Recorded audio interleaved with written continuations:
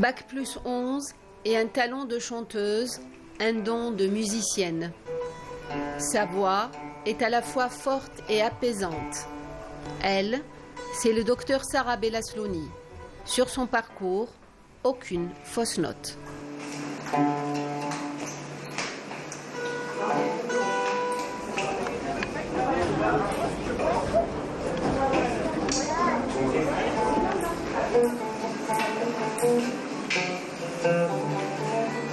Alors j'avais 14 ans quand mes parents nous ont inscrits, alors moi-même, mon frère Lerhmou et ma sœur, au conservatoire d'Alger. Donc nous étions inscrits en classe de musique andalouse. Donc, mon premier professeur c'était Monsieur Jamal Hazem. Donc j'ai appris à chanter, à jouer d'un instrument. Au début c'était la guitare. Après je suis passée au luth.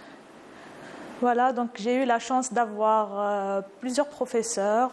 Donc au début c'était Jamal Hazem, après j'ai eu Monsieur Mohamed Ben Chaouch Allah yarhamou, Monsieur Farhawi, Monsieur Mohamed Nour. Donc et j'ai été diplômée, j'ai eu le premier prix du conservatoire en 2018.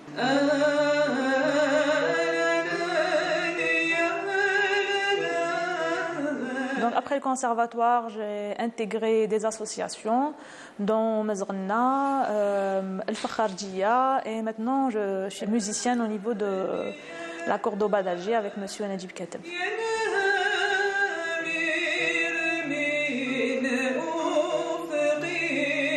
La musique est un échappatoire du stress, des études, des examens. Voilà, donc le petit moment de répétition au niveau des associations ou au début au conservatoire, en sachant qu'on avait aussi des examens et des concours au niveau du conservatoire. Donc, mais c'était un moment d'apaisement et on oubliait un petit peu les études et je pense que c'est très important.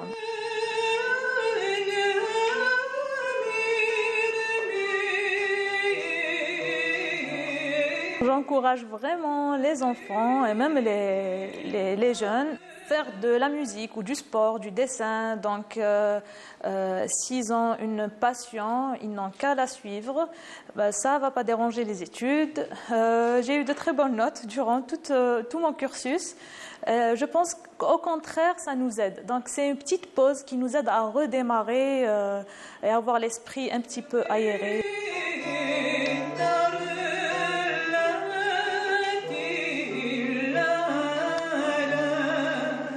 Pour le métier, depuis toute petite, je ne me voyais pas autre qu'un médecin, donc c'était mon rêve. Donc voilà, j'ai tout fait pour l'exaucer. Sinon, la musique, je m'entraînais donc à jouer d'un instrument et à chanter surtout pour m'améliorer dans ce domaine, avec l'aide de nos parents surtout. Donc les parents jouaient un très grand rôle dans l'harmonie et voilà, des études avec la musique. Donc ils nous ont accompagnés tout au long de ces années, que je remercie d'ailleurs. Il y avait aussi les professeurs de musique andalouse, de solfège, et j'ai fait même de la technique vocale et de chant d'opéra au niveau du conservatoire. Ils étaient très compréhensifs quand on est un petit peu en retard ou quand j'ai des gardes, je ne pouvais pas assister aux cours ou aux répétitions. Je les remercie aussi. Des professeurs compréhensifs tout en étant très exigeants. Moi, j'ai eu des enfants de 7 ans, aujourd'hui ils sont dans la classe supérieure. Certains ont 30 ans et d'autres ont 15 ans. Ça veut dire que chaque 3-4 ans, il y a quelques-uns ou quelques-unes qui rejoignent la classe supérieure. Donc c'est pour cela que vous voyez qu'il y a des gens âgés, donc, comme moi-même, donc ils ont la soixantaine, parce qu'on s'est connus déjà il y a une quarantaine d'années, quand nous étions le Fakharjia ou la Sindousiya, 2 autres associations qui vivent encore aujourd'hui, et ceux qui ont grandi au sein de cette association, donc depuis 2003.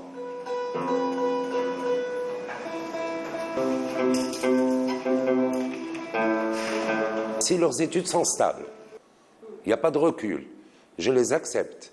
S'il y a un manque, donc une déstabilisation dans les notes, je préfère qu'ils rattrapent avant de revenir dans la classe, parce que je n'aimerais pas que je sois, au lieu que je sois une porte ouverte sur la culture et l'épanouissement, je suis une porte ouverte sur la décadence. Donc, je surveille ça de près.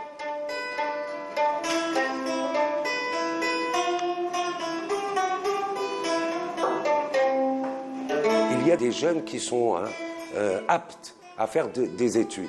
Il y en a d'autres, je ne sais pas, ils n'aiment pas les études. Donc, je discute avec leurs parents, je les forme d'une manière qu'ils puissent gagner leur vie en parallèle à autre chose. Ça veut dire qu'ils deviennent pianistes ou ils deviennent percussionnistes, violonistes, professionnels, pour qu'ils puissent gagner sa vie. Au moins, il a cette chance. Voilà, ça veut dire j'offre une chance, nous offrons autre chose à d'autres personnes. Donc, nous offrons aussi une carrière de chanteuse ou de chanteur acquis à ses aptitudes.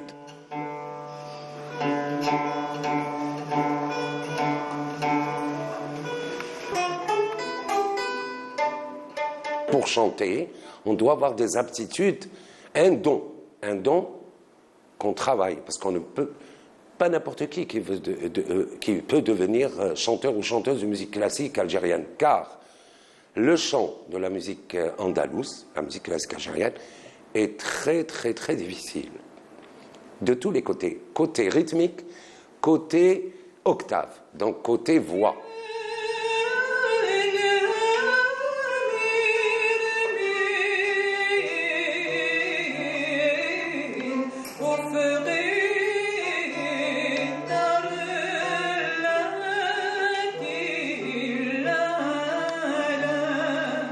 Nous les formons et nous les aidons à trouver leur voie dans la musique. Mais il y a certains que la musique pour eux est un hobby.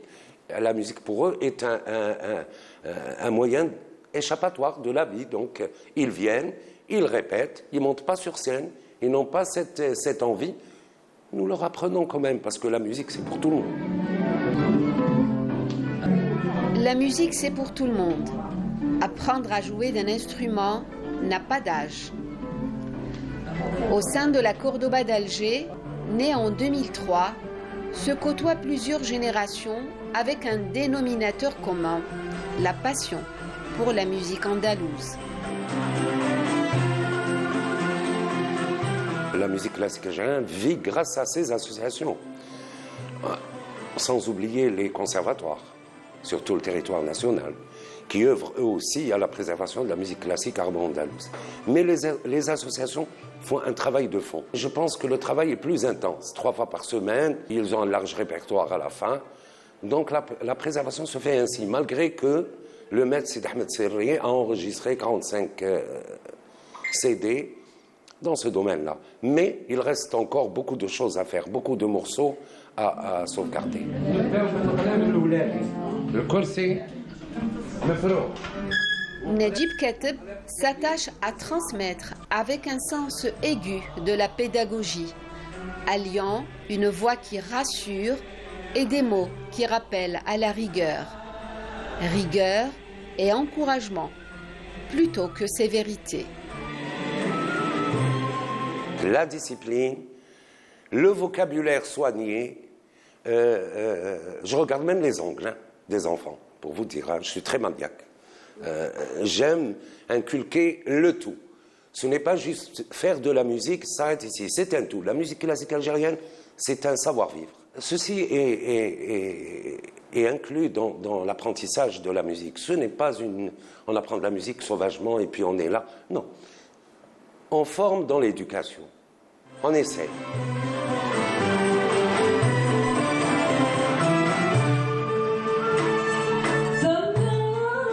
Comme toutes les disciplines qui exigent de l'excellence, c'est prenant et c'est difficile. Exige l'excellence, exige les répétitions, exige un sacrifice. C'est une des plus vieilles musiques classiques dans le monde, à mouvement. Donc, si nous allons assister à un concert d'un orchestre universel, ou un philharmonique, ou une chorale, on ne peut écouter que la magnificence de l'exécution instrumentale ou l'opéra, le chant de ses cantatrices. Et on sort émerveillé. Je donne le cours pour qu'ils apprennent les morceaux de la manière que l'exige la technique instrumentale, vocale et rythmique, et l'explication, si c'est possible, de la poésie pour qu'ils puissent comprendre. Parce qu'on ne peut pas chanter quelque chose sans comprendre le sens de la poésie. Car la chorale ou le soliste doit, en public, donner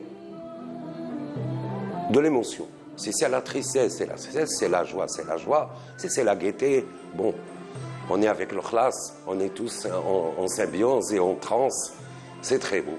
Mais les premiers morceaux, le premier mouvement, le deuxième, le troisième, le quatrième, sont très lourds.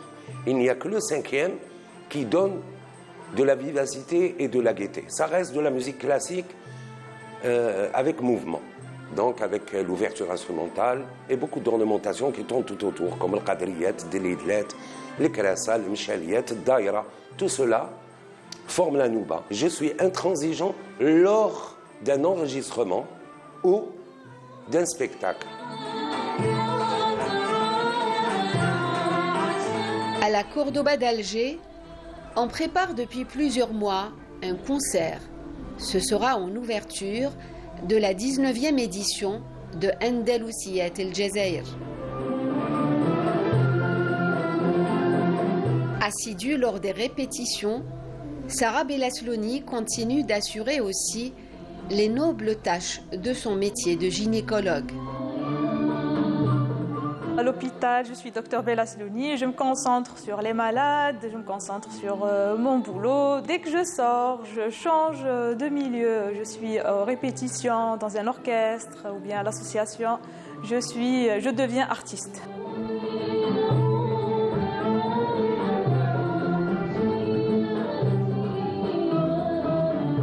Nous l'avions rencontrée en début de week-end, alors qu'elle s'apprêtait à rejoindre l'hôpital pour 24 heures de garde.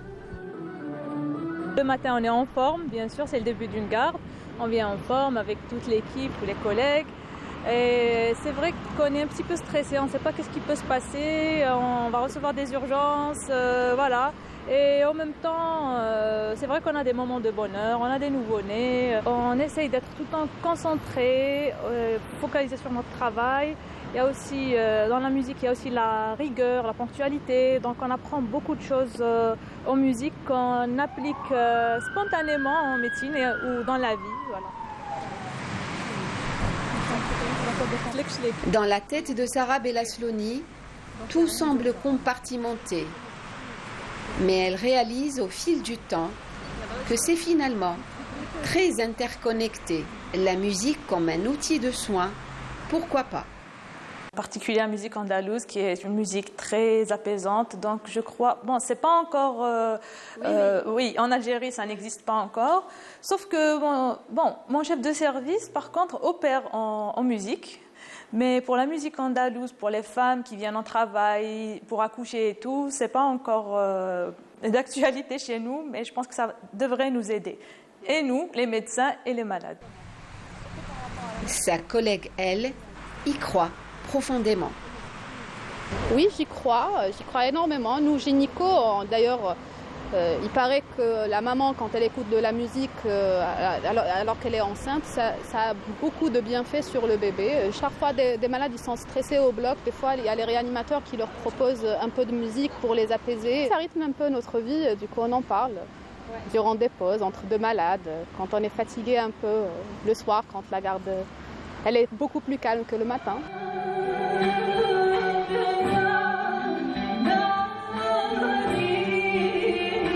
Faire entrer la musique dans les structures de soins, en fait, ce n'est pas nouveau. Toujours su qu'il y avait au Maghreb ou en Andalousie et aussi au temps des Omeyyades et des Abbassides et même des Fatimides, les grandes dynasties, il y avait des Mirstans, le nom qu'on donne à un hôpital psychiatrique au Moyen-Âge. Donc, déjà, au Moyen-Âge, la thérapeutique, c'est ça, je pense, Les trucs thérapeutiques, c'était la musique.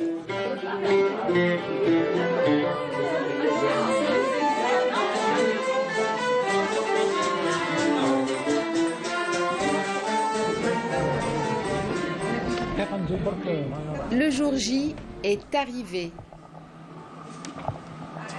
Ce soir, c'est l'ouverture du festival.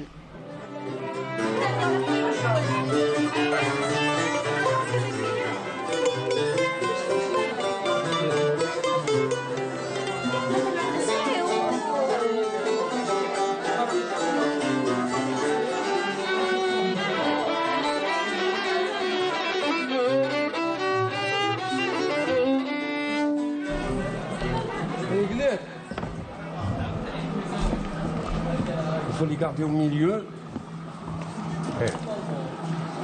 pour qu'on voit tout le monde.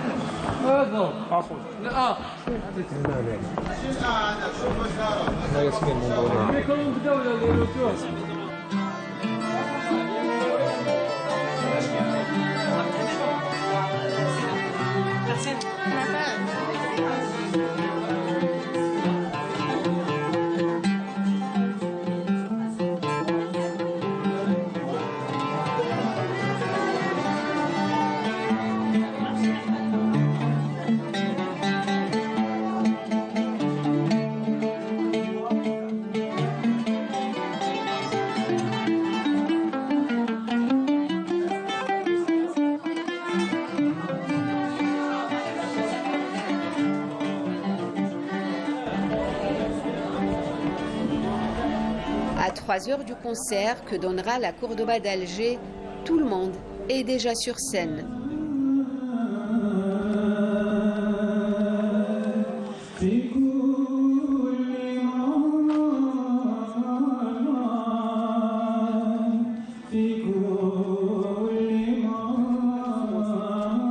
C'est une agitation millimétrée.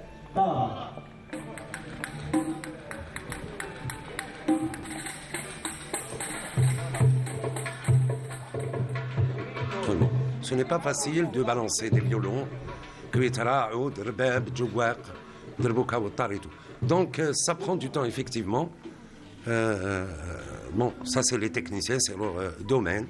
Nous, ça nous fatigue, psychiquement et physiquement. Mais en fin de compte, le résultat est impeccable.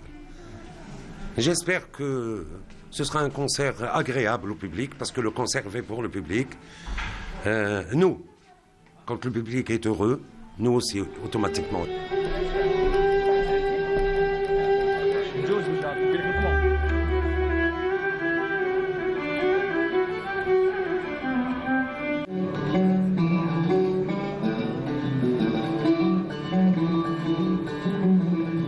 C'est à l'avance, c'est à la balance, on règle les instruments, les voix, enfin, les micros, on doit être synchronisé et tout.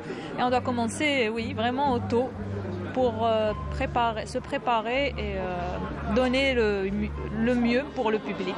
Voilà.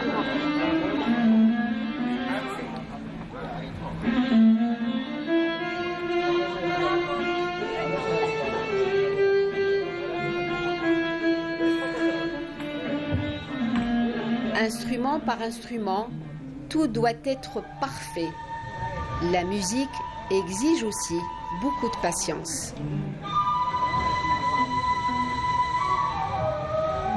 Le stress commence avec la sonorisation, quand on est en train de balancer. C'est très stressant, très fatigant, très contraignant, mais nous devons le faire. Donc nous le faisons. Et tout de suite après, je vous dis tout de suite après, un certain temps, nous sommes obligés d'être sur scène pour donner le concert.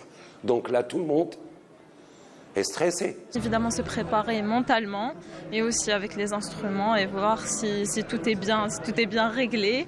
Mais ça aussi, ça fait partie de l'ambiance. C'est pour se mettre dans le bain, pour être prêt.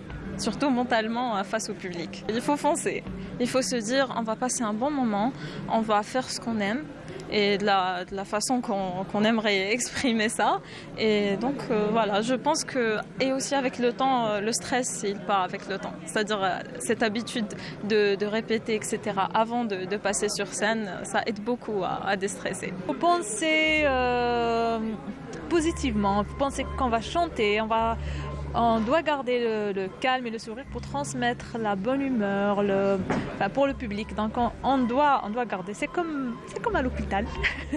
Voilà, donc on doit rester en quelque sorte en forme pour prendre en charge les malades. Je pense que c'est la même chose. J'ai vécu plusieurs scènes, mais ça va, normal. Pas trop stressé, ça va. Ismaïl a grandi avec l'écoute des chants andalous. Ce neveu de l'artiste Dalila Mqaddar semble totalement en amour avec ce genre de musique. La musique change ton environnement, change ton mode de vie. Vraiment, ça inspire la musique. C'est un autre monde. Parmi tous ces passionnés, personne ne semble imaginer sa vie sans musique. Alors j'ai commencé la musique très jeune grâce à mes parents et là c'est un peu grâce à eux où j'en suis. Et mon parcours il a vraiment été très très varié. Je joue de la musique classique et de l'andalou et chaque style de musique je trouve a son charme, et spécialement la musique classique algérienne qui est l'andalou.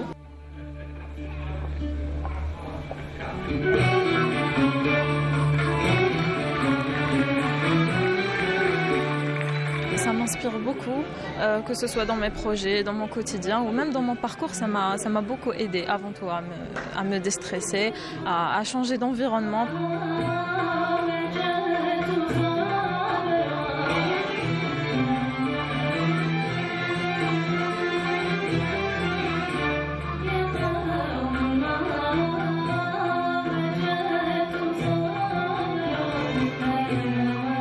La musique, c'est une passion. C'est une passion, c'est quelque chose qui coule dans mes veines. Je ne peux pas vivre sans musique. Donc, il faut toujours qu'il y ait de la musique autour de moi, que ce soit à la maison, à l'extérieur, dans la voiture. Et puis, en pratiquant la musique, justement, on assouvit cette passion.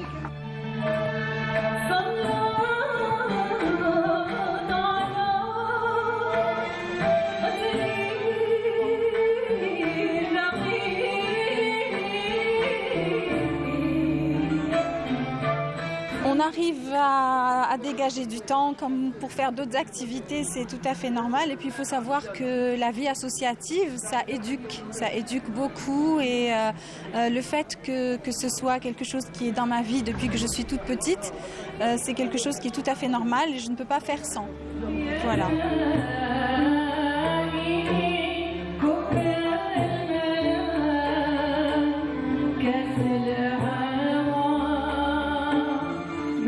Voici venu le moment attendu, ce moment magique, spécial, cette rencontre avec le public.